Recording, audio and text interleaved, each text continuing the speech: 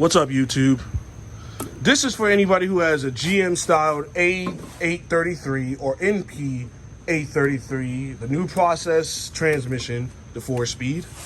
This is for anybody who has the GM. This is not for Mopar owners. This is for GM owners only. Whoever has square bodies, okay, step vans, or conversion vans. I have a 1988 Chevy G20 that has this NP833. It is different from the Mopars because Mopars have a longer tail shaft cover, a longer output shaft, of course, and things weren't as difficult to take apart at Mopar trans as it is with this, but just bear with me. In order for you to separate the trans main shaft here, which on Mopar vehicles, if you just take the rear bolts out that have the tail shaft cover over it, it should be able to slide the entire back half of the output shaft, leaving only the input shaft in the front. It's backwards on GM.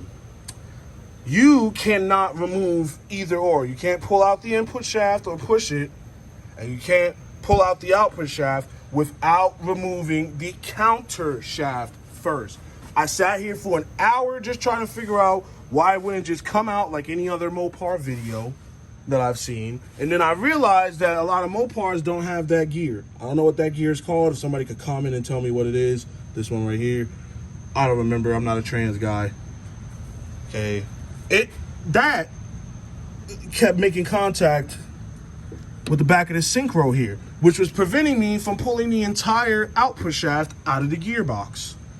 So I realized that I had to knock the counter shaft rod out, which there's a cap here on this one. I don't know why. On other vehicles, it's just the rod. You should be able to just knock it right out, and always remember, knock it out this way, not this way, this way. Knock it towards the output, not the input, because there's a key on the on the counter shaft rod that's supposed to slide in when you put it in through this way. If you try doing it any other way, you're gonna damage the casing and then you're gonna run into a real problem.